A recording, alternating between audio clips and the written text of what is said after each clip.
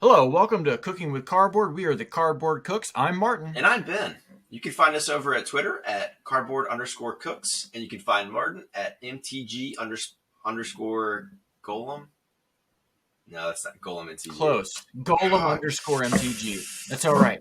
Sorry. You can also find us on YouTube at Cooking with Cardboard. That's fair. This week we're going to be talking about the massive leaks all over the place. Yes. It's crazy number of leaks for, and it's not just leaks, like lots of cards being leaked, but the power level in this set seems to be a step up. A little high, yeah. I'm surprised. That feels like it's almost like purposeful, like the amount of leaks that are out. It's like, how did all of these? Well, I don't know. How does that happen, Martin? Like, well, Wizards is got a big thing about doing callbacks, right? So they like to reference cards from the original set or themes of original sets. And so way back in the day, I want to say it was like 2011 or something, a set called New Phyrexia came out. Okay. But before it came out, an entire set list got leaked. Oof. Because what they used to do back then, which I think was kind of shady, but they would give set lists to pros so they could prepare for the Pro Tour. Oh. So that whenever they all went into the Pro Tour, that their decks were able to show off the strengths from the new cards. They basically already worked because they had all of that time to like think about the synergies and what would and wouldn't work. Okay. Play test and all of that stuff. So that the meta's kind of shaked out. It makes people more excited to get in there and start buying the cards. Sure. Yeah. As far as I know, they don't do that anymore. But I feel like people would not. In my mind, I'm thinking, shady. Yeah, for sure. I mean, they were pretty upset about it at the time. People were. I mean, not as much as now because there was no Twitter to amplify the anger, but it was a pretty big deal. Okay. But so it seems kind of coincidental that the next massive leak of the same scale is another Phyrexia set returning to New Phyrexia, because that's what the plane is that we're going to. We're not just Phyrexians visiting Dominaria. We're going to New Phyrexia, is my understanding from the set. Okay. Yeah. That's pretty cool. So I've got a bunch of cards. Both of us got a bunch of cards to talk about today. Absolutely. Before we jump into that, I just want to talk about a couple recurring themes real quick. One is the proliferate mechanic is back. Proliferate's a mechanic that first came out in New Phyrexia, and it's been a little bit around. There's only 40 cards with proliferate right now. Wow, I would have guessed way higher. I thought it was more than that too. Not way higher, but I thought it was more than that because it's been two sets that had proliferate. Okay. We had original New Phyrexia and a core set. Had remember I don't know if you were playing then, but there's like a green 4/4 for 4 that when it comes to play proliferate, and the land guy whenever a land comes to I've evolution seen the land stage, one, yeah, you proliferate. So there's been two sets, not a lot, but it's going to be coming up quite a bit. There's actually several cards in this set that say proliferate or say when you proliferate. There's just say proliferate, I hear Atraxa. It's like that's the only card that I play against that consistently has proliferate, where they're like, at the end of my turn, Yawgmoth is my favorite. Okay, yeah. I don't see him as much. 2 black, proliferate. 2 black, proliferate. 2 black, you got discard 2, but that could be an upside. Yeah, that's true. Both really strong commanders, but wow. Yeah, for sure. It scares me. It makes me think that ability is really strong. It is. Slightly. It is very strong. Yeah, it's a very strong mechanic. I mean, it's going to be tied to whatever you're proliferating. Two of the ones that I think are the most popular are Infect, which is back in this set, and was my next thing I was going to talk about. Well, it's kind of fixed Infect. Okay, yeah. I mean, you're not going to be like +6 in anybody out of the game now. The new mechanic is Toxic. A creature can have like Toxic 1, which means if they do 10 damage to a player, they still only do 1 Infect. Yes. If they have, which is a poison counter, if the it does 2 Infect. If it's got, Toxic 2, and it'll do 2 Infect, two poison counters on the player. The key thing to note is Infect originally, its keyword, whenever the creature does damage to another creature, it gives them -1 counters instead of damage. Yes. This you don't Toxic have that doesn't like have downside. I mean, that's ultimately like a downside, right? Oh, I think it's an upside. Oh, is it better to have it? Yeah, I'd rather have their creatures get -1 counters because then my Infect can kill your indestructible guys. Oh, okay, I see. Yeah, I think it's. I mean, of course, there's ebb and some things flow, that trigger sure. off of damage and things like that, but Yeah. and it doesn't do the damage; it prevents it and gives poison counters or -1 counters. So, not.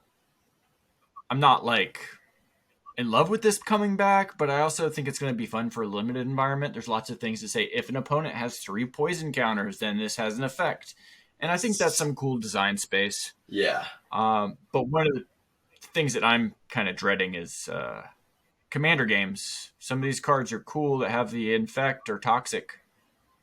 How would you feel if I showed up and I played a card and I say, "Look, I'm not trying to infect you. I just have this one card because it proliferates, but it's got Toxic 1." Dude, if I see Infect on a card in my Commander game, the first question I ask you is how often do you guys kill somebody with Infect? Because I'm immediately going, okay, we have to kill him first because I'm not dealing with that. Like, it is very, and I think a lot of people share that sentiment even to higher degrees. Like, it doesn't make me mad necessarily. Like, it won't upset me if I see it at the table, but it does draw my eye of like, okay, that is now the threat. Maybe to a degree that is not warranted half the time, but I am instinctively going back to like, I've died to that a lot and I've seen what it can do. So I'm automatically going to be a little more like, okay, maybe we should focus on the guy playing a little more Infect cards. I don't know. Does it bother you at all, Martin, or how do you feel? It's just like you said. I feel like I put that person on a higher kill order. Yes. Yeah, that's a good way to phrase it. Yeah, and I also am going to likely save my removal interaction for their things. Yeah. Especially if they have proliferate, right? Because once you get 1 infect, there's very little ways to interact with somebody proliferating that up to 10. Yeah. So, and we'll get more into it, but there's a couple cards that I thought would be really cool for Commander, but I likely won't put them in any decks just because they have Toxic 1 on them. Yeah. Because at the end of the day, it's like you're either going to make that a really competitive deck, and that's your kill lane is, okay, you're going to kill them through that, which is a tough thing to bring into casual Magic. Just is. It is. As casual. Yeah. Right? Because if you're coming into it, you end up pushing it so hard that you're going to knock out people really easy. Yeah. Just because nature of poison counters. Absolutely. Okay. There was one other thing I wanted to mention. This set is got so many combos, and I doubt I have all of them written down, but I have a few that I want to talk about with the cards that we reviewed today. Yeah. But enough said. Let's dive right in. Let's do it. All right, Martin, let's dive right into it. So our first card up here is a green card. It is Conduit of Worlds. It is 2 colorless and 2 green pips. It's an artifact, and it has, you may play lands from your graveyard, period. It also has tap. Choose target non-land permanent card in your graveyard. If you haven't cast a spell this turn, you may cast that card. If you do, you can't cast additional spells this turn. Activate only as a sorcery. So it's got that little wordplay on Conduit of Worlds from Crucible of Worlds. Very similar artifact for 3 colorless mana that basically just gives you that first line where you get to play lands from your graveyard, which is just an inherently very good ability to have.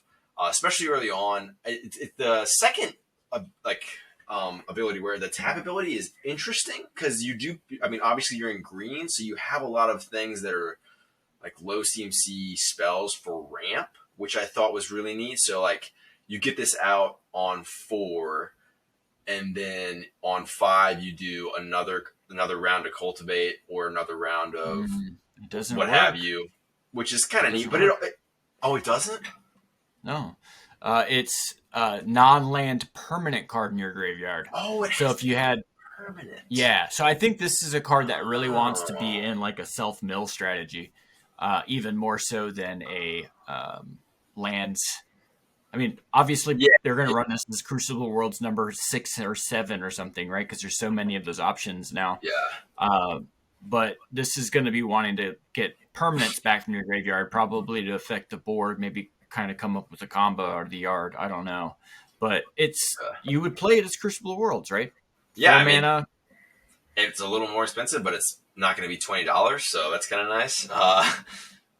If mean, I have a Crucible of Worlds in one of my decks, and if it wasn't actively on my decks, I'd be selling it right now. really, because you Because think this is it's the not worth that. second. It seems like this is something they're going to keep putting onto cards, which will make it Yeah, worth less. yeah. Oh, The for sure. fact that it's colorless is always good for the original, but I don't Yeah. know.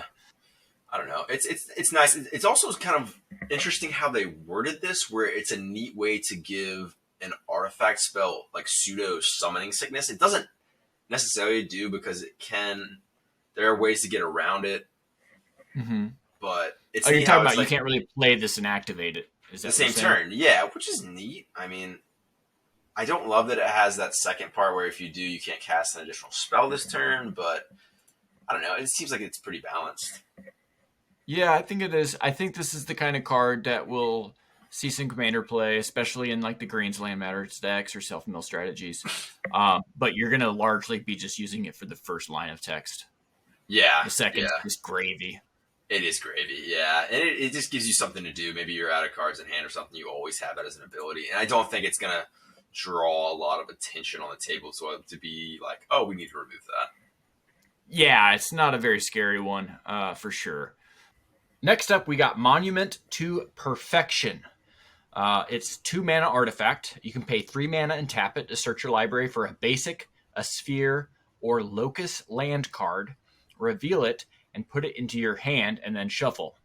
You also pay 3 mana, and the monument becomes a 9/9 Phyrexian construct artifact creature, loses all abilities, and gains indestructible and toxic 9. Activate only if there are 9 or more lands with different names among the basic sphere and locus lands you control. So, I don't think this card's particularly good. It's like a Journeyer's Kite that can finish the game, I guess, but Yeah. it's not a strong card. But I know people are going to see this and say, challenge accepted. Yeah, I Just want to like win with this. Yeah. yeah, the artifact guy where you exile 5 artifacts and you get a 10/10 flying life league thing, and it's just like, okay, you're not likely to win the game with that, especially after all those Yeah. resources towards that. It's like call, like the Shield A of Cauldra. Yeah, Cauldra. yeah. That's it. Yeah. So I Kind of don't. But odd. the reason why I mention is because I know you want to talk about one of the spheres from this set, and so far there are Yes. 4 spheres spoiled. And the one you want to talk about was the Mycosynth Gardens. Why don't you could tell us a little bit about that? Yeah, so Microsoft Gardens, like you said, it is a sphere land, so that's a new land type in the set, right, Martin? Correct. Yeah, I don't want to misspeak there. Okay, so it has tap, and you can add a colorless. You can also filter. So for one colorless, you can tap it and add 1 mana of any color. And the cool ability here is you can pay X, tap it, and Mycosynth Garden becomes a copy of target non-token artifact you control with mana value X.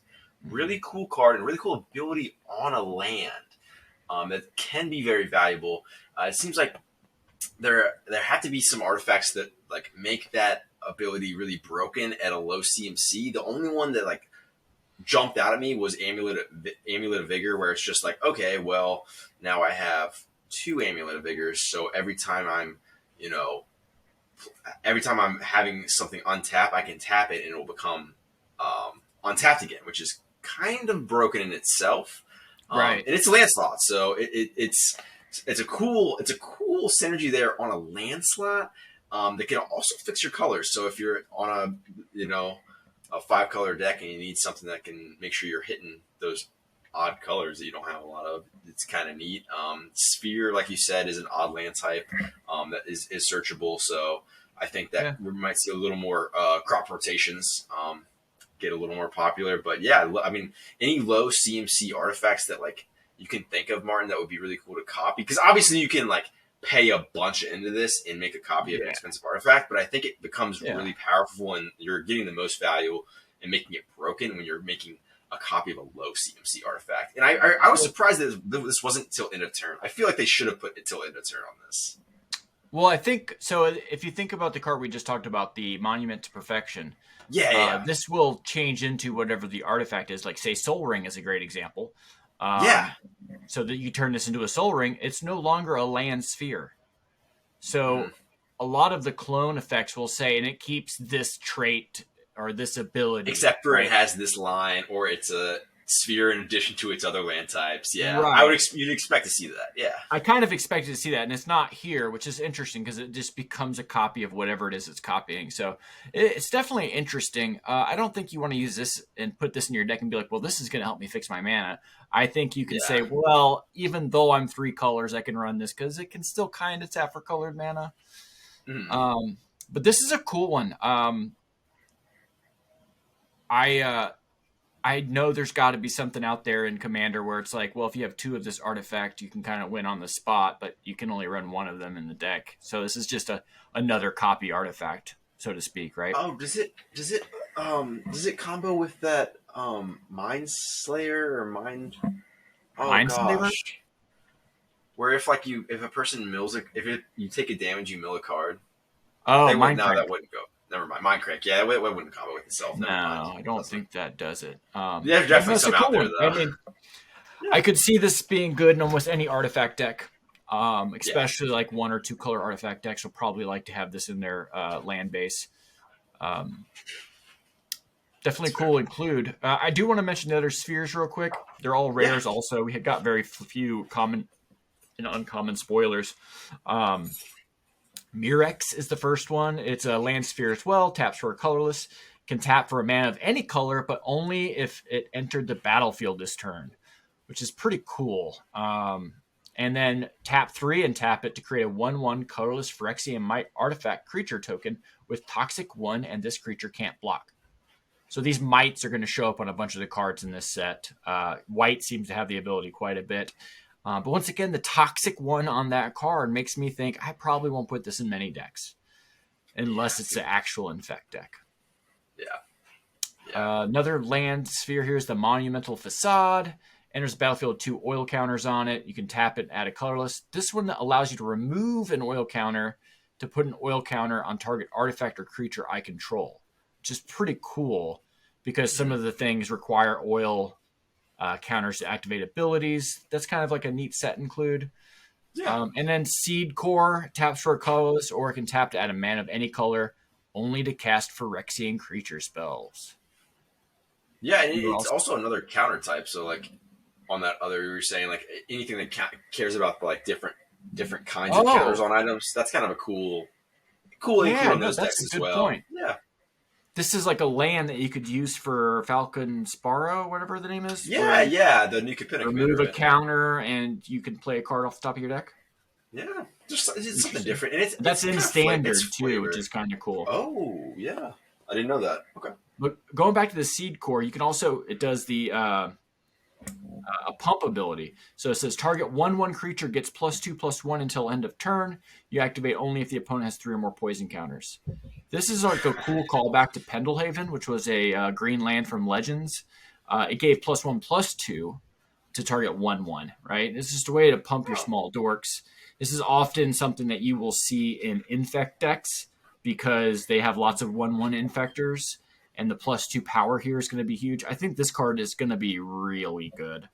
It also gives you colored mana for like any of the colored Infectors because they're all considered Phyrexian creatures now. Okay. Okay, so I did want to talk about that. Yeah, I didn't know that. Okay. Sometime in the last, I think, year, 6 months, they made the change and they went back and errated a ton of creatures and say these are now all creature type Phyrexians. So it's good to keep that in the back of our minds. We had talked about it a little bit last podcast when we talked about Ellis Ilkor. Yeah, for the Phyrexian travel you had brought up. Yeah. Yeah, so there's a bunch of these guys that are Phyrexian, and we don't have a lot of payoffs for Phyrexian creature types, but this is the first one that we've really seen, right? This is a 5-color mana for Phyrexian creature spells. So could be a plant for a future Phyrexian creatures matter kind of archetypes. So these are all the spheres that we've got spoiled so far. 4 spheres. So if you count, going back to the Monument of Perfection, if you count basic and snow basics, if you have 1 color deck, that's 6 between these spheres and the basics and the snow basic. So you'd have to go and get the locusts too, probably probably going to be a multicolored deck, but Yeah. it seems pretty bad. It seems odd, Martin. I will ask you a question here. Do you think that this would have been broken if they made this a basic land type to try and swing that into a new color? I guarantee you that was on the board of discussions early on. So Yeah. when they created the colorless mana Yeah. for Eldrazi, they had Mhm. originally talked about making that purple or Yeah, yeah, it's just another color. Yeah. yeah, so they had talked about that and they ended up ruling it out. I can't remember all of the reasons, but I'm sure they come back to that every now and again and say, no, we really don't want another color in It's Magic. I couldn't imagine what that would. I mean, just the ramifications of that are so large. Yeah. Yeah, absolutely. Interesting. Seems to be a bit much. Yeah. But so the Locust land types, just so everybody knows, it's like Glimmer Void and not Glimmer Void, Glimmer Post and Cloud Post, which Cloud Posts used to see lots of play in constructed formats. Doesn't see much play anymore because it's banned in a lot of the ones where it would be relevant, like in A Modern. little too good. Yeah. It's kind of like a Tron land, right? But you don't need certain Tron lands to turn it on. You just need any of those, and then you just start Vestufaing them and cloning them, and yeah, it gets out of hand pretty fast. Probably not really relevant for Commander though, because Cloud Post is colorless, comes into play tapped. You can only have one. Probably not great, but we'll keep an eye out for more Locust lands and more spheres, and see if maybe this Monument of Perfection could actually be playable. If nothing else, it turns on your Field of the Dead. Doesn't take much to turn on a Field of the Dead. No, sir.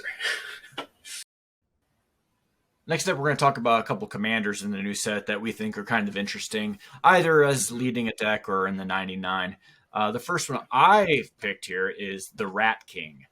The Rat King is Carumonix, and that's 100% how it's pronounced, the Rat King. Correct. It's a black and a colorless. Black and a colorless for a 3/3 legendary Phyrexian rat. It has Toxic 1. Other rats you control have Toxic 1. The player of this card has Toxic 1. And when it enters the battlefield, you can look at the top 5 cards of your library. You may reveal any number of rat cards from among them and put the revealed cards into your hand.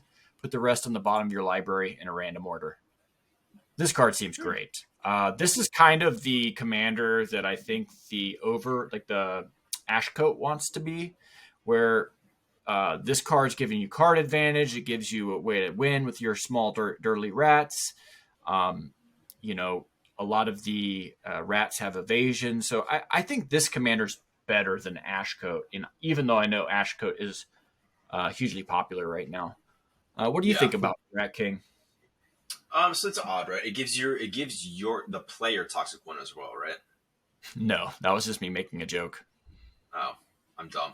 Never mind. I was like, wait a second. It's toxic to run Infect, right? It would be cool. I was just thinking, like, the Hearthstone did that where they gave you abilities. Magic doesn't really have that, where the player can actually attack creatures and other players. Yeah, I'm sure they'll do it at some point. They will do it at some point. That's kind of where my head went. But no, Relentless Rats, this is like your new bread and butter. They're low swinging, right? So it's like, I don't know. I honestly, though, if I saw this versus the other commander from Jumpstart, I feel like, again, the Toxic 1, I'm like, I just want to kill that person first. Even if it's in the command zone, I'm like, it's hard for me to get over that gap. And I think a lot, like, I wouldn't even consider myself in that percentile of, like, it makes me that mad. But it does make me a little mad. But I think a lot of people we're going to find do not like the Toxic in Commander. Yeah. I don't know. Time will tell, though. Maybe it's not as, like, dominating as I think it's going to be. I love the look and find rats from your deck. Top 5 cards from your library. That's just such a good effect on a commander. Relatively cheap casting cost, so you're going to be able to draw a lot of cards with this guy probably. So I think he's cool. The Goblin guy that does that, right? Is it the Monarch Goblin Squee? Not Squee, but Muxus? Muxus, yeah, he finds goblins to the top, right? But they go into play, so Muxus is way better than this guy. Way too good, but yeah, it's similar principle. Similar, like it's like a hamburger and ice cream similar because they're both food. You can both eat, yeah. You could run both of those cards as your commander, not both individually. Did you have a legendary you wanted to talk about? Yeah, my legendary is not as much fun, but it is. Well, it's not as good, but it is a nice alternative. So it's Glissa Sunslayer. It is a legendary Phyrexian zombie elf. She costs one colorless, and then Golgari, so it's one black and one green. She has first strike, death touch, and when she deals combat damage to a player, you choose one out of these three options. You can draw a card and lose a life, destroy target enchantment, or remove up to 3 counters from target permanent. Awesome design. I love that there's 3 options in the command zone when you hit. The coolest ability here that's like shines for me is the removing up to 3 counters from target permanent. Either you're like engaging with that in your deck building process, or you're using that as just a type of removal. People are not used to your counters being messed with, and it can be a really fun mechanic.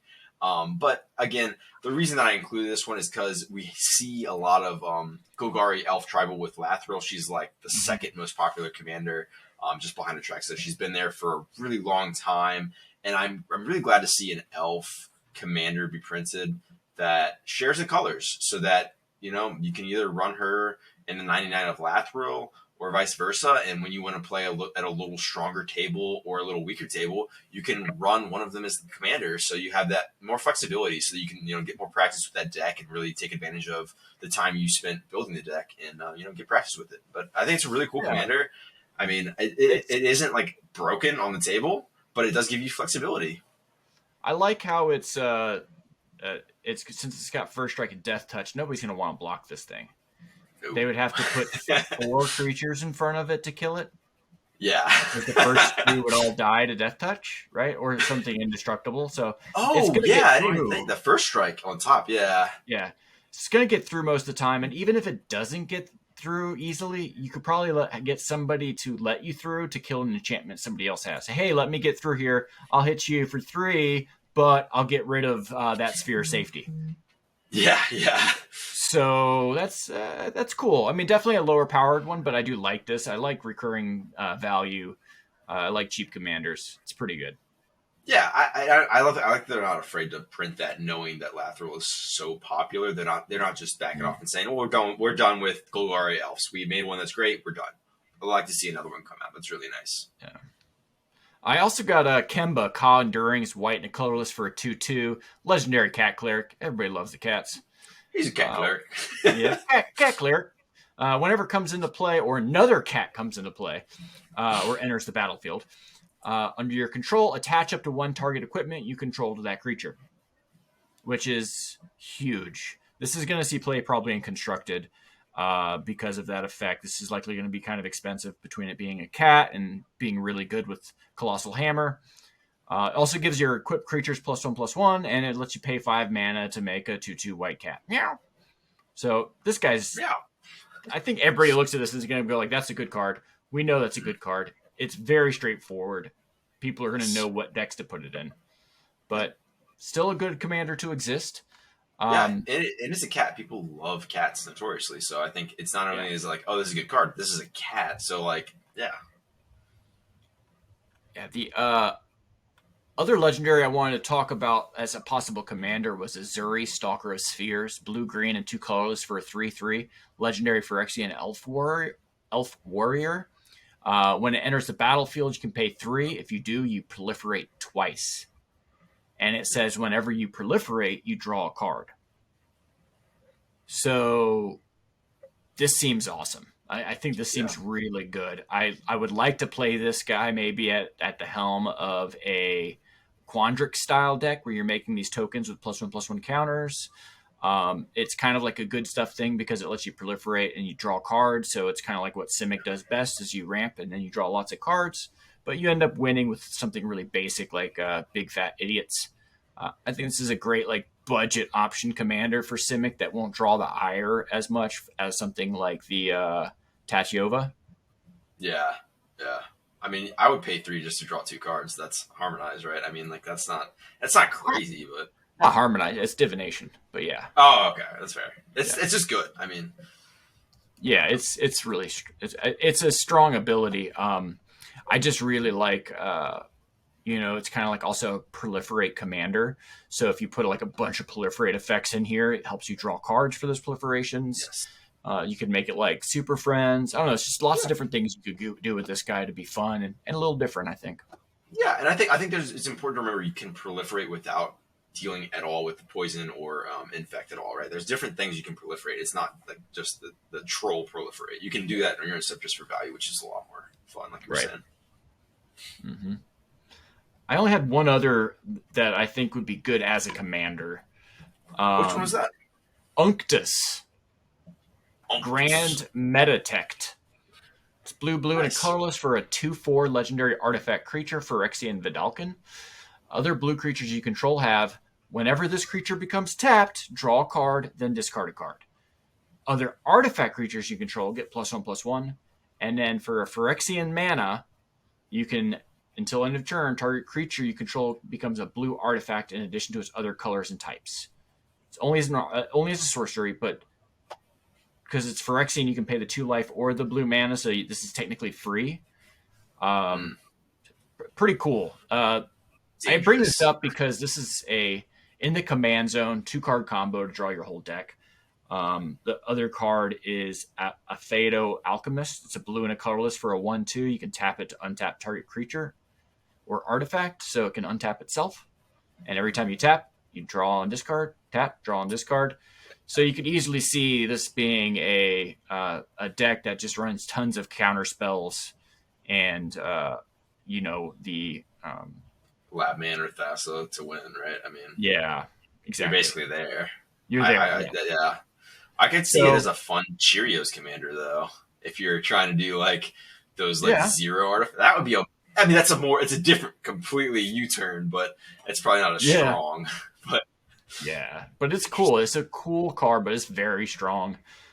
There's a bunch of other combos you can do with it that are more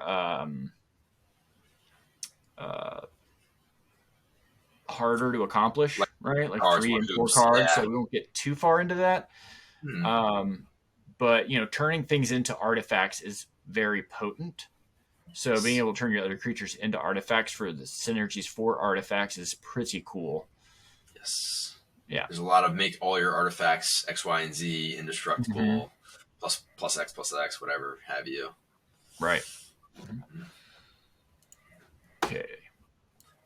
All right. Next up, we have another cool artifact. So it is Encroaching Mycosynth. It costs 3 colorless and a blue, and it has non-land permanents you control or artifacts in addition to their other types. The same is true for permanent spells you control and non-land permanent cards that you own that aren't on the battlefield. So similar vibes to that black artifact we got from the Warhammer deck, sort of, where it's like it's affecting everything in your deck. You're getting all of the artifact synergies. You're basically saying, hey, do I have a lot of permanents? Guess what? I have a lot of artifacts now. I mean, there's a lot of ways to take advantage of that. Blue is notorious for those artifact decks that, it looks like they have a lot of weird artifacts on the battlefield. Oh, and look, they just played their entire deck. Interesting. Like, it's really it's an inherently like one of the best things blue can do is artifact. So yeah, I think this card's going to see a lot of play. I think it's going to be an expensive card too. I think it will be an expensive card. So Biotransference, of course, wasn't in a normal set. And it's sitting at like $17 right now. And that's black, though, so you can do some mono black stuff with that. But this card seems to combo with almost everything under the sun. One of the things I noticed is there's lots of ways to make a lot of tokens. And any of your tokens now are artifacts for like Time Sieve, taking infinite turns. Oh, God, Yeah, it combos with like Summoning Station and any sack outlet. So Summoning Station is 7 mana. Tap it to make a 2/2 creature. Whenever an artifact goes to your graveyard, you can untap it. So basically, you tap that and create a token, sack it to whatever altar you want to generate mana with, and you have infinite sacks. Yeah. So I mean, it's not cheap. It's 4 mana and 7 mana for that combo. So not winning any races for CEDH, but I'm sure it'll show up in a lot of decks that can abuse that, especially if they're already running similar combos. Imagine it's going to show. There's going to be a blue-black Artifact Matters deck that uses the Time Sieve and this Biotransference and ways to generate tokens and things. It's just a really strong card. Yeah, yeah. I think the Time Siege is a good call, and that's one that does see a lot of play in the Tybalt deck for CEDH. So maybe there's a home for that in that as well. But it's just interesting Yeah, combination there. yeah, super good. I mean, there's so many good cards in this set. It's kind of crazy because Brothers War had a lot of good cards too, and I think this set is looking even better. I mean, I thought it Hype looked good Train. looking, but now that I'm talking to you about it, Martin, I don't think I really realized how many combos they're really pushing here with like all the Yeah, cards. I didn't realize that until we talked. This is a good point. I didn't overlook yeah. that. I'm sure like some newer players don't see these and think, "Oh, there's a combo there," and Yeah, I'm sure I've only seen a third or a half of the combos that that really potentially these exists. Yeah, cards. yeah, yeah. Yeah, I mean, There's encroaching so many mycosynthesis cards. is one of those cards that will combo with so many different things. Mm. Yeah. Next up, we have another cool card.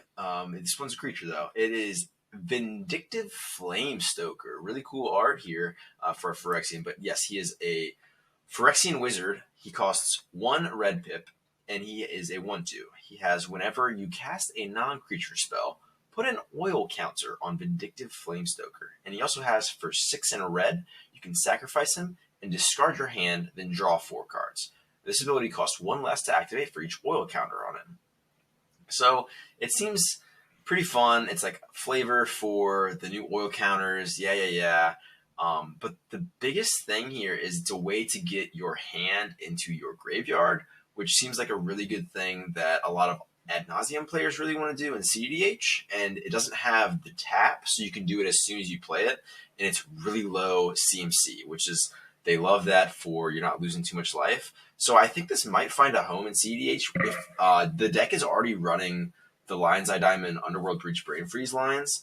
This gives you Mhm. a way to get your Adnos cards out of your hand and into the graveyard for the Underworld Breach, so you can recur that value if you are low on mana. The only thing is it does cost a colorless, or it costs a red if you're able to turn online with the oil counter. So that should be pretty easy because you're running a lot of fast mana that are really like basically free in the Right. Adnos decks.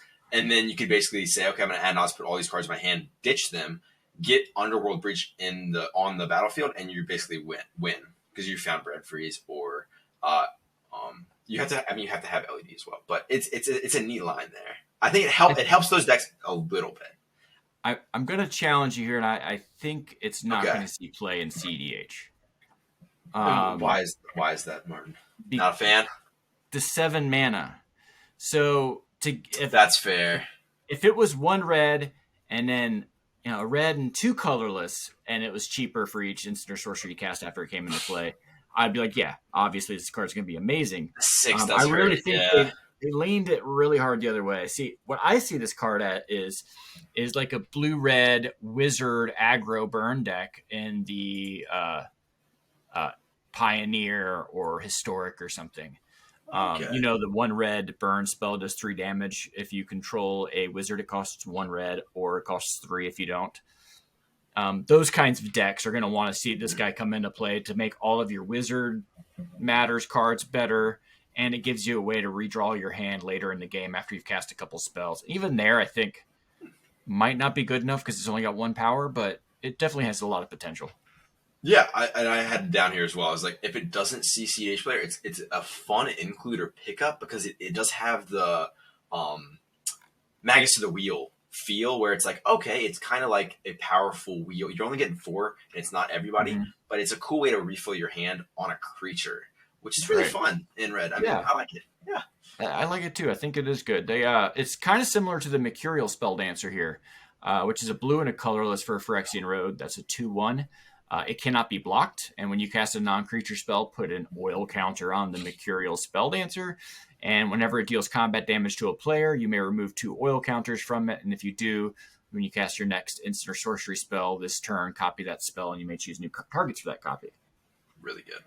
This card seems insane in Commander. Like, it's Yeah. unblockable, so somebody's going to have to remove it with a board wipe or something, but if you can get a couple hits in, this could copy an extra turn spell, or, I mean, draw 3, whatever. It doesn't really matter what you're copying. It's free to copy it with this. Yeah, Which doing is the something big difference twice for between free. this. Like the big difference between this and like one of your copy instants or sorceries, the 2 mana ones that they make every couple sets now, it seems like, is that the turn that you are activating this, you didn't pay any mana into this. So, Okay. you know what I mean? Like turn 4 or 5, if you played this on turn 2 or 1 with a Lotus Petal, you could be taking extra turns, like multiple extra turns, right? Yeah, that seems really good. Yeah. But I like them both. I think I like the blue one a little bit better, but I do think they're both pushed, but I'm not I think they didn't push the Flamestoker enough. Yeah, I think you're right. And I'm rereading this and I'm thinking how that plays out, and I'm like, I don't know if there's not enough, but it's gonna be challenging on the Adnos to get enough 0 artifacts where you can turn that online for free or for 1 red pip, which I do see how that could be a downside of it for sure. Yeah, Boil counters, if you though, played this on turn 1 and you had some interaction, then it'd probably be good. But it's just too many things have to go right for it to work. 100%, a little more hoops than I thought. But I think we're both big fans of the oil counters in general. I think that's a win. Like, it's fun. Yeah, I think so. So some of the creatures we haven't gone into have like comes with 5 oil counters, and you can remove some for certain effects. Mm-hmm. And I'm sure there'll be ways to proliferate and ways to manipulate those, like the land that puts them on there. It's cool. It's fun. Yeah. Next up, I want to talk about the Twilight Saga. It's my favorite movie series of all time. I'm definitely a werewolf shipper. I'm Team Vampire over here. Okay, all right. But anyway, so the green suns, red suns, the sun cycle in this set's called the Black Sun's Twilight, or whichever color it is. It's a lot like the old Blue Sun Zenith, which was blue, blue, blue, and X, where you can draw X cards, and then you shuffle that card back into your deck. Green Sun Zenith also sees a lot of play. These, I don't know if they're as strong, but they definitely scale well into the late game. Mm-hmm.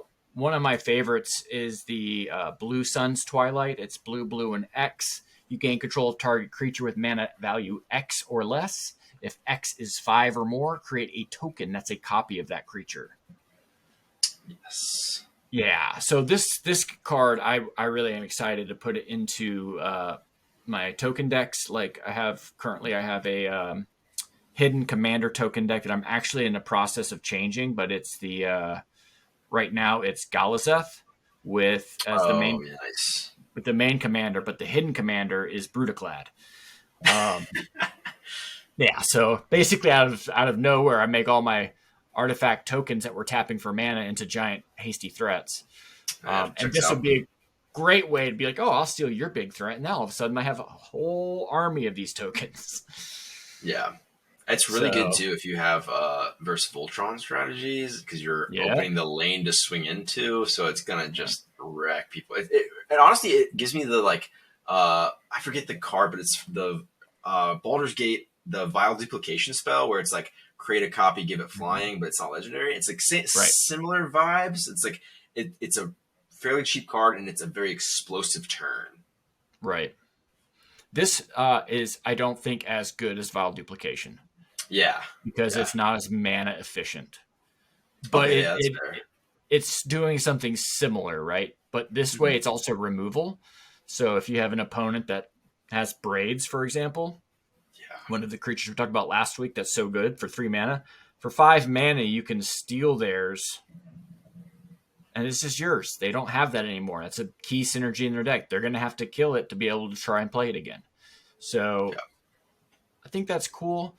I think the red one's the worst. It only destroys artifacts, and if you pay 5, then you can copy them, but you exile them at the end step. So great, I destroy everybody's soul rings, and I get 1 round of soul rings. I don't know. Take it for 1 turn. Yeah. Yeah, it doesn't seem as good. I think it was they wanted you to copy them and keep them, but they were like, okay, that's too powerful, so we have to have a limitation on it. That's fair.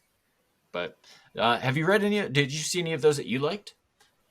No, I didn't see any of the Suns cards that particularly stood out with me, but they do sound fun to play. Yeah, because they can be effective early, but they can scale into the game so that later in the game you can be like, oh, I'm going to pump 10 into this and get a really big effect.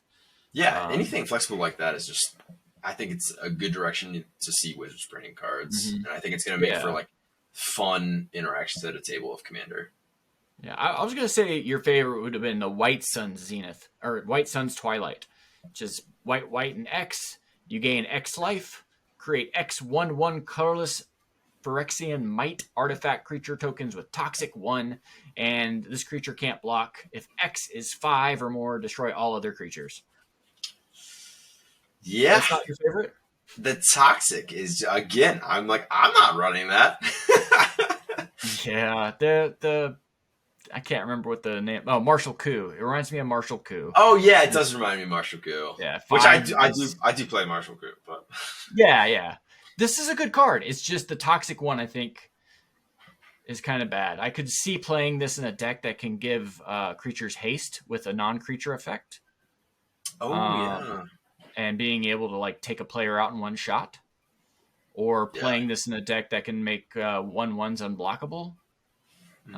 Lots of different things you can do with this. This card is powerful, but I do believe you're going to draw a lot of hate for it. Yeah, a lot of. That's one of those wipes that it's not Cyclonic Rift level, but it's up there. Yeah, it's not Cyclonic Rift, but it's once again any of these things that say toxic on them, I just know you're going to get some hate if you play them. Yeah, and that might come down as we play more of the set. It might become more normal at the Commander tables, and we might be okay with it. Doubt it. I mean, I agree, but it's going to be a fun set. Yeah. Okay. All right. Let's move on. All right. Next up, we have another card that has Toxic on it, but I do like it. It's very powerful.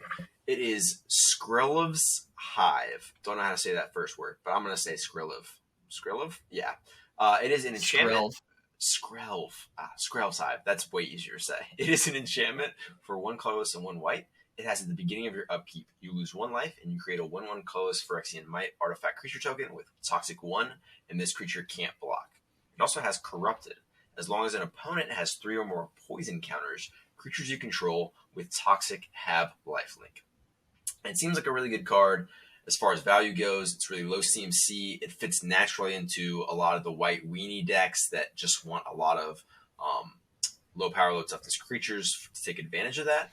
The second Corrupted ability really doesn't seem necessary. Like, we play Bitter Blossom, and it doesn't have that second ability, but it's nice. It allows you to jam this deck into a lot of another common white strategy, which is lifelink strategies that it kind of it ties those in really nicely. It's only 2 mana, which it feels like I would be a little happier if this was 2 white pips, but I mean, it seems pretty good for a colorless and a white where people are going to play this in a lot of different decks. I think if you make that Toxic, the really strong Toxic deck, I think this is going in there. I agree. I think you really have to kind of commit to being the bad guy, because that's fair. So I think Bitter Blossom is way better than this card. Oh yeah? Why is that? Oh yeah. Well, so 1/1 flyers is way more evasive, and they can block. So while you're losing a life, you're able to, chump block 5/5s or whatever, and really manipulate the tempo advantage in your favor, which is what really made Bitter Blossom so good, or is still so good. Yeah. But these guys can't block. I mean, yeah, you're creating these threats that actually can do lethal faster, but they have no inherent evasion, and they just say, please attack me. We can't block these, and we're going to die.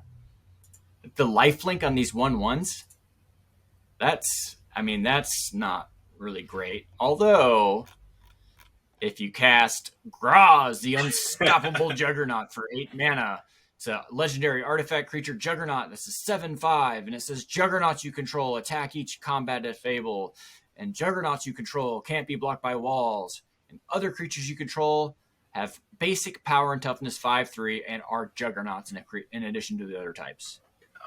These 2 cards seem like they'd be good together. They seem really happy together. Yeah. Yeah, 5/3s. Okay, I can get behind that. I don't care if they can't block. Yeah. And if they have lifelink, oh yes, please, thank you. Yeah. I'll have some of that. Well, I feel like, and again, like we were saying, in the really strong Toxic deck, like that lifelink's going to be online pretty soon, you would think. Yeah.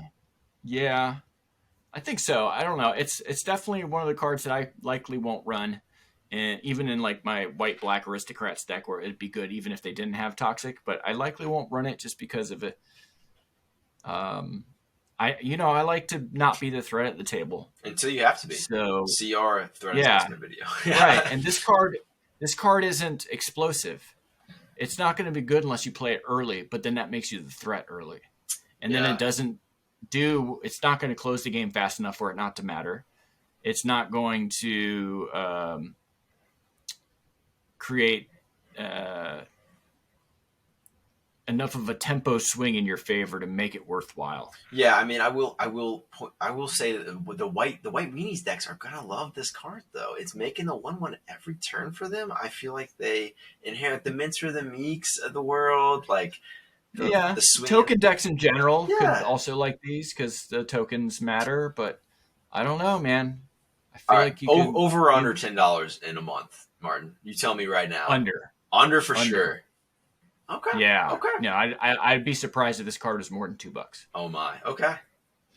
We'll have to check back in and see on that one. Yeah. So do you remember the black and a colorless enchantment? It says at the beginning of your life, lose a life, and then you amass 1. And then if you attack with zombies 6/6 or larger, they gain lifelink. No, I don't remember that one. Dread Horde Invasion is the name of it. It's okay. basically the same card. I mean, it's got the lose a life. You get 1/1 value in cards, and you gain some way to gain lifelink. Right? There's some hoop you jump through and you get lifelink. Yeah. Right, yeah. That one, it's going tall instead of wide. But if you had a way to sack that creature every turn, then it's doing the same thing. Like you're able to sack the 1/1 zombie you amassed.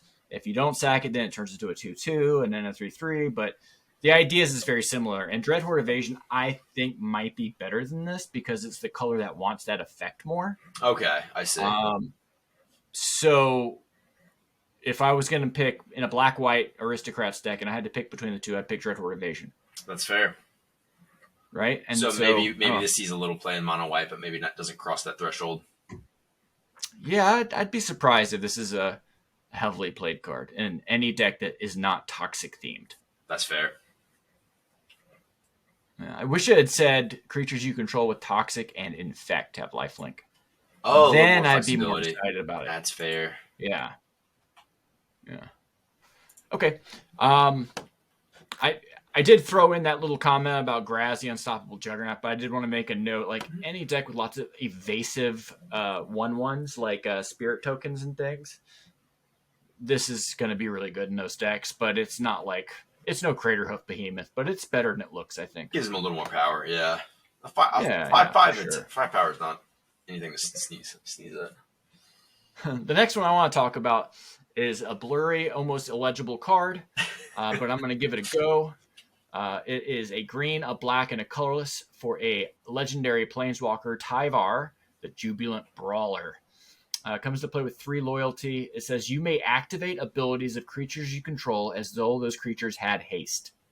You can +1 it to untap 1 target creature, -2 it to mill 3 cards, and then you may return a creature card with mana value 2 or less from the graveyard to play. This card seems so good. Concordant Crossroads is often played in like elves decks to be able to elf ball their way through their deck, right? The idea is I've got all these creatures that tap for a mana that cost a mana. I'm going to play something like Glimpse the Unthinkable. I mean, Glimpse. Yeah, Glimpse the Unthinkable. It is? Okay. Glimpse the Unthinkable, where each time I cast a creature this turn, I draw a card. Well, now these creatures tap for 1. The turn they come into play, so I can keep churning through my deck to create like some overwhelming board state till you can cast your Craterhoof and win, or whatever that case may be. This is definitely a card that you're going to be playing the turn you're wanting to go off. You don't want to put this guy into play and then go, okay, pass turn, because this guy's going to die in Commander unless you're using him the turn you go off. So you want to kind of treat this as like a sorcery that lets you go off that turn. Oh, okay. But I think this card's insanely good. Yeah. Lots of infinite combos really with it. Pillapala likes it. Pillapala is a magic card. It's an artifact creature. You can pay 2 and untap it, and you get a colorless mana, or you get 2 colorless mana. Is it a scarecrow? Yeah, it's a scarecrow. Wait, yeah, but it creates. Oh my god, this is a great moment where I have a desk full of Magic cards, and I can just show you a card. Oh my god, what is this? I say this, and I'm like, physical cards? Where is Pillapala? Oh my god. Yes, Pillapala, look. Good. It's a good card. Boom. It's like a $5 uncommon or something. Commonly found with green common. Palladium Mirror. Yeah. Are there any planeswalkers in this set, Martin, that you kind of wish that they had slapped on this planeswalker can be your commander? Because that is one line of text that I usually look for when they come out with new planeswalkers. No, I'm not a big fan of commanders planeswalkers as commanders, and I don't like the Magic design team dictating when one is or isn't. Okay, that's fair. Yeah. I don't mind that Wizards makes a lot of cards for Commander now, but I kind of wish they just wouldn't. They would just make Magic cards, and then we would decide what's going to be played. And the community could, more dictate that. Because that's really what it's supposed to be, is a community-based format where we took cards that weren't being used and came up with a fun way to play with them. Yeah. I don't really like that. I'm not saying that I wouldn't play with those cards. I have an Amanatu that I plan on building a deck for someday in 2025. Long list. There's a long list out there. Yes, it's a never-ending list. But that's one I want to build too, and it's a planeswalker. But it's I still just kind of wish, maybe just don't do that so much, Wizards. That's fair. Yeah. Next up, you had something about a Rot Priest. Man, you really like this Infect stuff. Something about a Rot Priest. You want to tell us about that one? Yeah, let me just pull it up real quick. Yes, the Venerated Rot Priest. He does have Toxic. I'll give you a heads up. But he is 1 green mana. He's a Phyrexian Druid. It looks like it's cut off on my screen. Is it a 1/1 or a 1/2, Martin?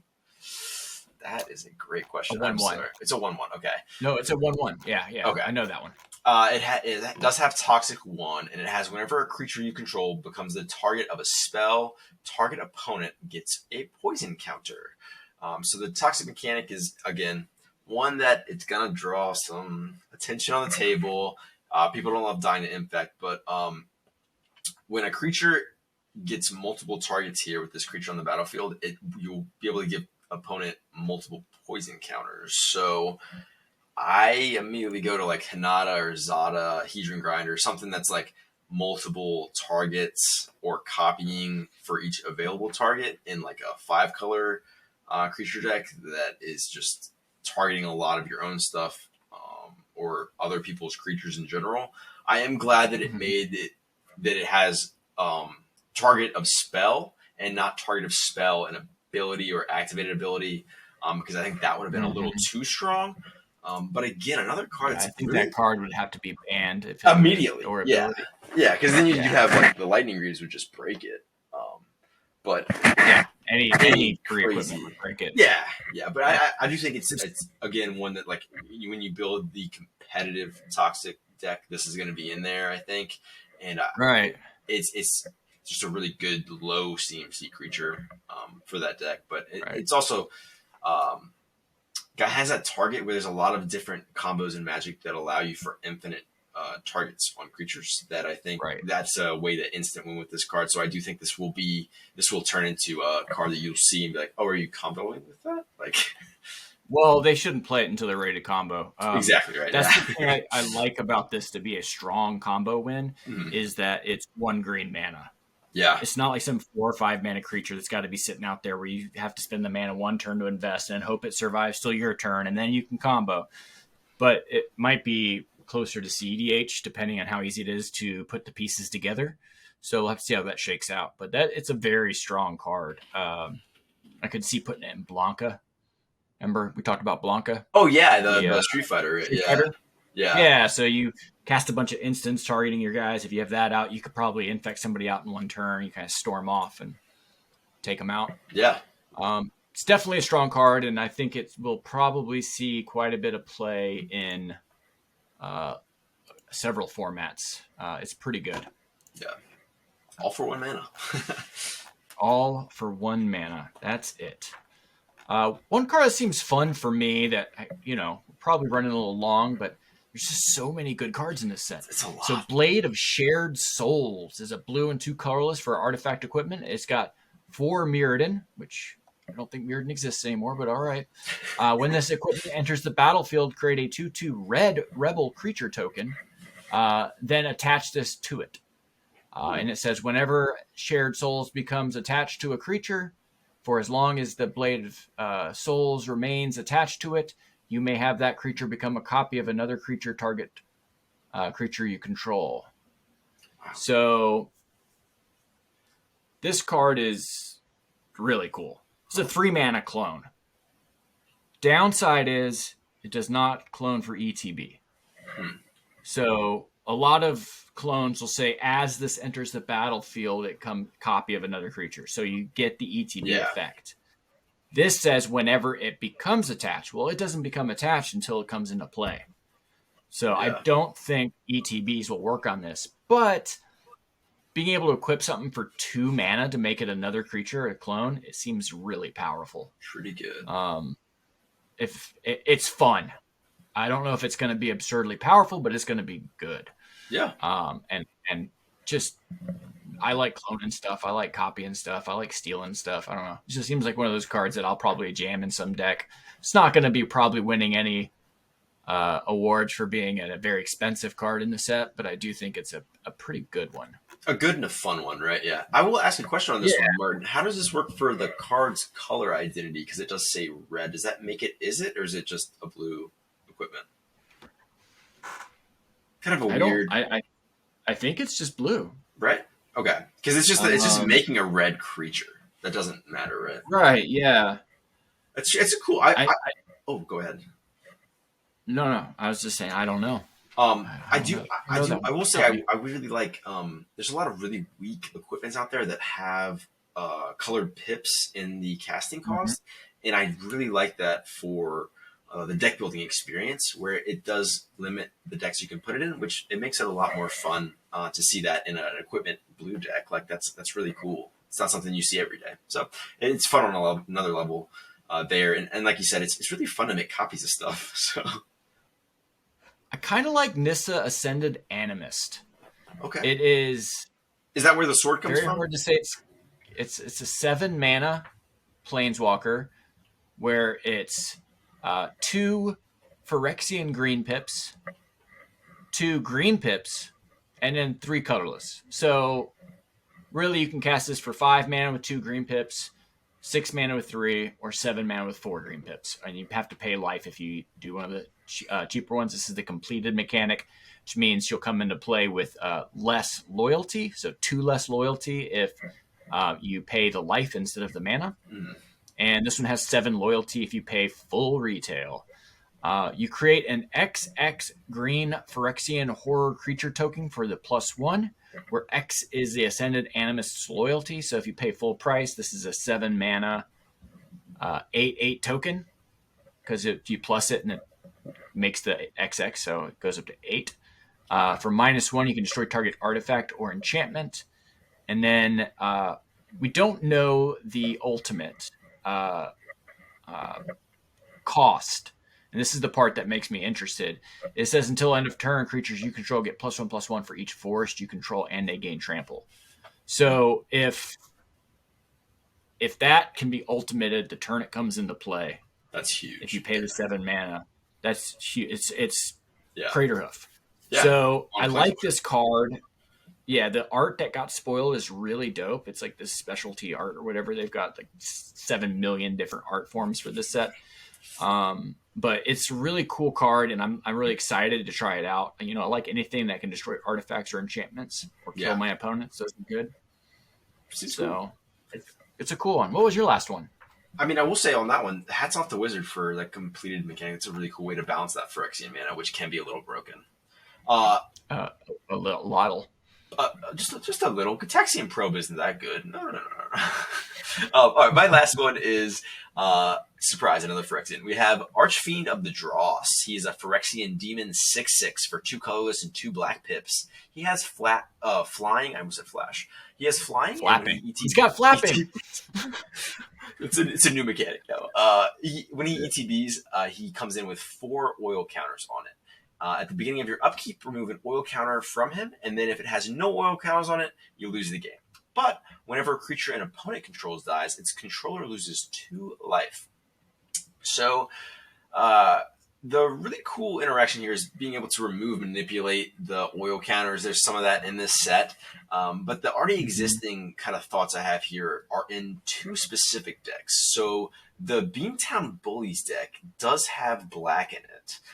And this kind of gives you another way to instantly give somebody a creature where if it's going to have no oil counters on their upkeep, they're going to lose the game on their upkeep.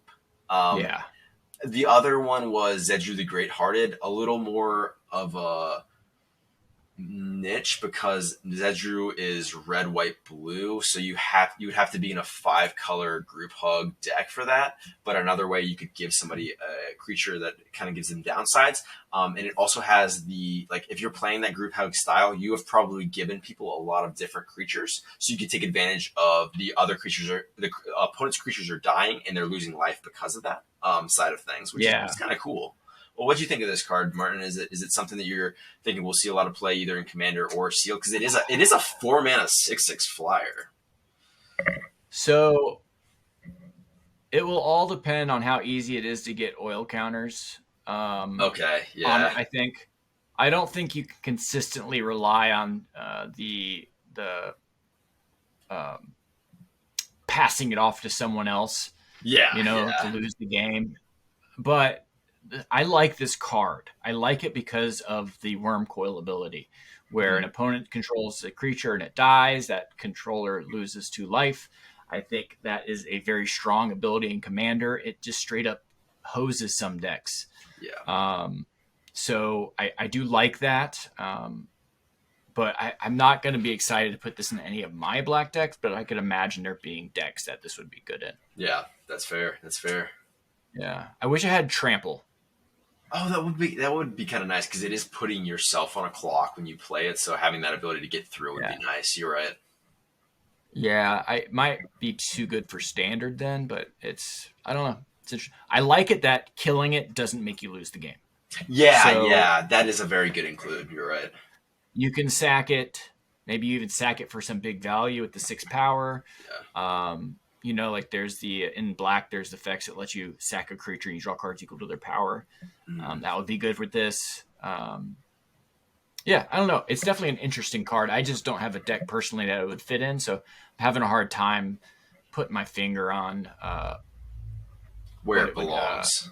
Yeah, it's definitely a cool one. Or a lot of if you were running any black decks that have a bunch of board wipe synergies for some reason, you could really take advantage of that. Losing 2 life ability as well. Kind of cool. I do have an honorary. Oh yeah, let's hear it. It's my honorary Henzi include. Gotta have it. What's the Henzi pickup for this week? Kethic Crucible Goliath. It's red, black, and 2 colorless for a legendary Phyrexian beast. It's a 4/4. At the beginning of your end step, you may sacrifice another creature. If you do, reveal cards from the top of your library until you reveal a non-legendary creature with lesser mana value. Put it on the battlefield and then put the rest on the bottom of your library in a random order. So Henzi gives your creatures blitz that cost 4 mana or more. You're not really wanting to blitz this guy. You're wanting to put him out into play, and then you blitz something like a 7 mana card, right? For 6 mana, comes into play, does its ETB effects, or die effects, or whatever it's going to be for value. The beginning of your end step, the trigger for blitz goes on the stack, and then you can put this on the stack such that this will resolve before the blitz trigger. Yeah. So your blitz creatures just this way. I like the way you can duplicate the value. So I can turn my Hornet Queen that I blitzed out into a 6-drop or a 5-drop. That's really very cool. strong. The strongest card in my Hensi deck, I think, in raw power, is it's the red and 3 colorless enchantment that lets you stack a creature at your end step, and you can reveal the top X card your library equal or casting cost and put any of those creatures into play. Okay. And it's kind of like that. It's kind of a redundant one of those effects. So yeah, like I'm it's excited. like really good creature cascade where it's like you're gonna hit something really good. Yeah, you're gonna hit something. If it's in my deck, it's gonna have value. So yeah, I'm excited for that one. Oh, that's an awesome mention. Thanks for bringing that one up, Martin. I like that one. Yeah, no problem. There's there's a couple of commons and uncommons. It's been spoiled now that the fast lands are being reprinted, which is really clutch because they're going to be really good in like Pioneer. The 2 or fewer. Some of them gotten pretty expensive because of their rarity since they'd only been printed in the original. I think it was in New Phyrexia, but that block, Scars of Mirrodin block. So those like Seachrome Coast, Copperline Gorge, Blackleaf Cliffs, Razor Verge Thicket, and the blue-black one. I can't remember the name. But those are reprinted, which is good. They're nice. They're not great in Commander, but they are good in CEDH because your first couple mana are the ones that really matter. Yeah. So it's fair. So it's pretty good. It's not a tap land. I'm happy. Yeah. So there's a lot still going on in this set that we don't know, which is kind of exciting. But I feel like there's been a lot of callbacks, which is really cool. Calling back to the original Mirrodin, the Scars of Mirrodin, New Phyrexia, and it's just awesome. But the thing that I feel has been the biggest callback is the leaks themselves. So New Phyrexia, when that was coming out, there was a massive leak where I think it was the entire set list got spoiled. Jesus. Yeah, it's crazy, right? So back then, Wizards was doing this thing where they would send the cards in advance to pro players so that they could practice with the cards before the next Pro Tour, because Pro Tours were a big thing back then. People watched them, and that defined the standard meta or whatever that format was for a period of time. So Wizards wanted them to make sure that they had enough time to test the new cards so that the new cards could be included and they don't just run back whatever they were playing before the new set, so it doesn't make their set look as good. Gotcha. Which I think is kind of shady that they did that. But somebody actually got banned. I can't remember which pro player it was, but somebody got banned because they intentionally leaked this. Oh, wow. And so it was kind of a big hubbubaloo. But here, there's another leak. I hate to say it, but it kind of seems like maybe Wizards wanted to. Almost planned. It's just too coincidental. Yeah. It's too coincidental. But, So, are you going to be able to make it to pre-release? Yeah. What is it? Is it February 10th, I think? I think so. I'm definitely going to go. Exactly. Oh, it must be the 11th. 10th through the 12th that weekend, yeah. Yeah, I'm definitely going to go. I'll go on Saturday up to Bellevue,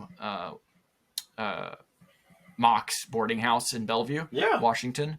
If anybody's going there, hit me up. It's going to be a good time. I always like the pre-releases there, and this set in particular looks like it's going to be a lot of fun. Can infect some people, some poison.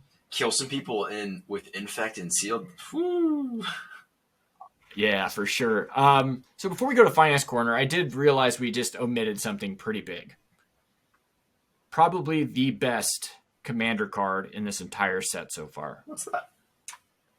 Elesh Norn, Mother of Machines. Oh, we talked about her last week, though, so just so you guys know, that card's amazing. It's going to be worth lots of money, and it's going to see lots and lots of play in the command zone and otherwise. So it has like it's a good 9 different arts, too, I think. It's a lot. I know. It is. Yeah. But this week on Finance Corner, I have a couple things I do want to talk about, and one of them actually is the Praetors. So we have several very expensive Praetors that have come out recently. Vorinclex is still sitting around $30. Shield Red is like $50, $60. Jin-Gitaxias is a handful of dollars. I think it's only like 15, but that's another one. And of course, Elesh Norn is likely going to be pushing 40 or $50, depending on how well it does in standard. For sure. But I expect it to be very good. Yeah.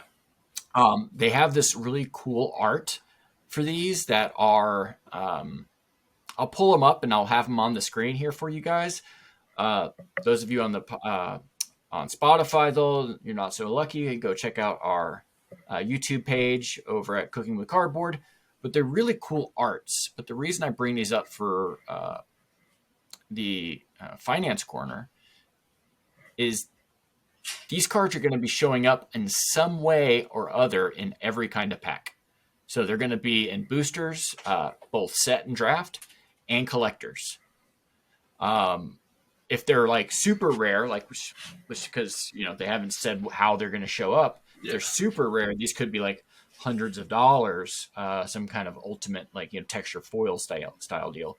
But if they're not, if they're just like a normal mythic, this could push down the price of some of these cards so that you could pick up a original Vorinclex for less, or maybe a Shield Red might drop back below 50. Kind of doubt it for that one, but might give you an opportunity to pick some up a little bit cheaper. Yeah, I don't see Wizards making that the most available for the customers, but maybe they will. Maybe they will. Well, I'm hopeful because they did say they're going to go in all the sets. They usually leave the ultra exclusive stuff to collectors, the collector boosters. So these might just be like the other thing that's going to be in the set boosters is the list is going to contain the in-universe, the universes within for the Street Fighters. Oh, yeah, where they changed the art to make it magic art for the Street Fighters. Yeah, okay. Right. And last year when they did that, they ended up having a much smaller group of cards in the list. They got rid of all the commons and uncommons. So, like, if you hit the list, you either hit something that's a rare or mythic, or you hit one of those Universes Beyond cards. The Stranger Things difference ones, yeah. I could see these showing up in the list slot, possibly, but then how would they show up in the draft packs? I don't know. Yeah. But it's something to keep our eye on. These may be the kind of thing where they are ultra exclusive and they don't show up that often, and they could go up in price even higher than the normal version. So for sure, it's kind of interesting. Something to keep an eye out for sure. Yeah, when you're opening packs. But I think it's time. This is not financial advice. Is to buy Jumpstart cards. Buy. Buy your Preston the Vanisher right now. No. Not 2022. But 2020 Jumpstart. Oh, okay. So I have been watching, as I told you before. I always watch all the sets and try and spot the trends and kind of keep an eye out when it's a good time to pick up cards. Yes. If you look at the history of, say, Bruvac, you can look and see that there's always that pre-release activity, and then right after release there was a spike because there just was not enough product produced. Scarcity. And so all of the cards, the scarcity, because they were selling, like, the boxes were selling for like $150 a box because you just couldn't get your hands on them. So the price spiked up quite a bit, all the way up to, at one point, its average was $87 for a Bruvac. But then once the supply started hitting out in the markets, it steadily started going down. There was a slight bump for some reason in about April of 2021, but then it continued to steadily go down, and it plateaued out for a long time around $17. It started to edge back up, and it's about $30 right now, $29 right now, but still half of what it once was, right? Less than half. Yeah. So there have been pretty recent print runs on this one, and I'm assuming they're done printing Jumpstart 2020 because now they're doing 2022. It's been selling out like crazy. The 2022 one has. My local shops have all been sold out. Same here. Since yeah, it's crazy trying to get a hold of those packs. The cards are so much fun. Yeah, but it's super successful, and I think Wizards did it again where they didn't allocate as much product for this for release as it really should have had. So there's a artificial products shortage for 2022. And my anticipation is over the next year, the same thing will happen to Jumpstart 2022 that happened to Jumpstart 2020. Oh, okay. Where for about, after the boxes were hitting the shelves, I mean, it got all the way down to like $70, $80 on some of these quick sales for Jumpstart 2020 when they were out. And it would have been great to pick those up. Hindsight's 2020, of course. Get it? 2020. Sorry. I didn't get much sleep last night. No, that's a pretty good one. The my point is if you go and you look through those and there's a card that you wanted to get from the original Jumpstart and for some whatever reason you hadn't been doing it, this might be the last chance to get in at a relatively low price because I can't imagine Wizards is going to be printing new allotments of Jumpstart 2020 in the face of Jumpstart 2022 being released. That's kind of shooting themselves in their foot because it's a similar market that's going to be buying those cards. So pick them up. If you needed a Bruvac, you should have picked it up back in spring of 2022 last year, but it's still not that bad. It's only about $10 higher than it was then. So, well, if you're looking to pick up a Bruvac, you should really question a few of your life choices too. You're playing Mill, right? I mean, oh yeah, okay. How about Tiny Bones? Tiny Bones. No, that's fair. That's fair. Tiny Bones is a better one. I like that better. Okay. $11 right now. It's $11. It had hit a peak of like $90 for average, 60 for market. Tiny Bones was $90. Yeah, at one point back in about March of 2021. Wow. Yeah. That's pretty so it's pretty low. Obviously, some of the original hype was because people were testing it out, I think, in Modern. Or some kind of 60 card format. Yeah. I remember if it was Modern. Might have been Legacy they were trying it out. But anyway, there was a lot of hype on the card for non-Commander formats too. So ended up not working out in any of their formats other than Commander. And even in Commander, it's probably not the best discard Commander as you've got Turgid. Turgid's number one. But it's still a fun one. It's still a fun one. Still a good one. If you, it's adorable art. So you want to pick one up, probably the time to do that. The other big one was Allosaurus Shepherd. Oh, okay. Yeah. So that one's all the way down to $24 now, $25. So another good pickup. But yeah, those are my advice. Stay away from 2022 unless you can get a good deal on boxes, but pick up any singles that you may have wanted from Jumpstart. The first one, now it's probably your last chance to get those for a reasonable price. Oh, that's fair. No, it's a very good advice. Finance corner there. I did not realize that one. Yeah, I will gotta see the bigger trends. I will say I did pick up those black removal spells from last week. That was those are really good. I do think those are going to spike. I played the graveyard one in a recent Commander game, and I was blown away. It was literally one black to exile target creature, and I was like, "Wow, that is good." Yeah. The overwhelming remorse. Crazy good. It's a good card, man. I don't know why people sleep on it, but their loss, I guess. Our win. Our win, for sure. Did you have anything else this week? No, I think we covered all my stuff for the cards. I think I'm good. Are you good? I just have to introduce somebody I got for Christmas here. Oh, let's see him. I got this guy right here. For those of you who don't know, what is that little radio doing? It's not a radio. No, I'm sorry. Boombox. What is that boombox doing? It is transforming. That's my best attempt. I can give you some. You can put some music on. Overlay the Transformers theme song. Get copy. Check it out.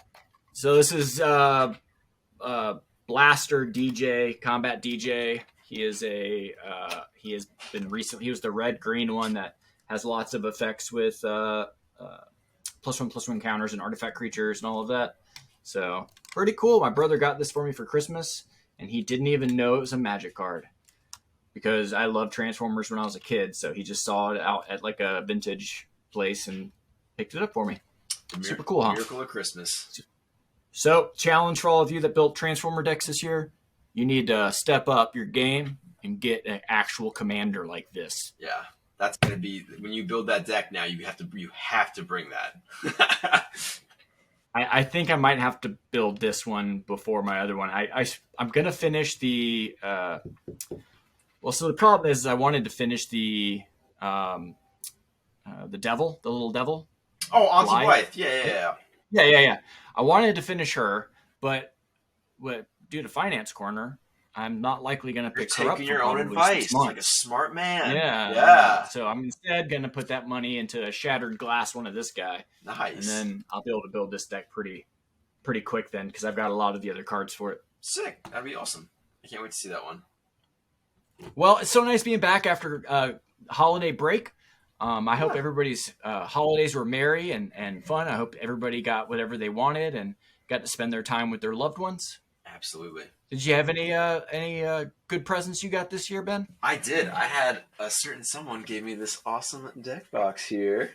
It's What? pretty sweet. Yeah, it's a Yeah, Game it's Genic pretty deck box. nice. It's probably the nicest deck box I have. I don't know what commander deck I'm putting in it yet. I think it's probably going to be Rhino Vehicles, but it might be. I'm building a. My brother actually gave me. Oh wait, can you run me over that? Let me show you this, Martin. My brother is a D1 athlete. He does not play Magic, but he got me this sweet little Magic binder thing, and he found a bunch of old Magic cards from like I think 9th edition and put them in there.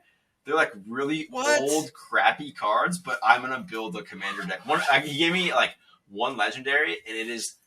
I won't say it now, but it is a really bad card. But I'm making a deck around it because he gave it to me, and I'm really excited. It was 9th edition. There were a lot of really bad cards in 9th edition, unfortunately.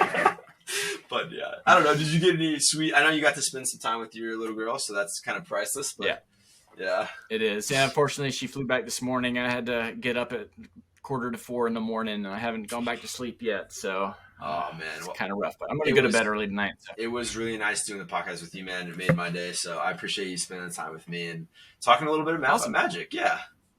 Same here, man. Yeah. So this was Cooking with Cardboard. If you have any questions or you just want to give us some feedback, you can reach us on Twitter at cardboard_cooks or at golemMTG. Golem_MTG. We'll get that one right eventually. And you can see us. You can see us on YouTube at Cooking with Cardboard. I'm Martin. And I'm Ben. Have a great one, guys. We love you. Take care.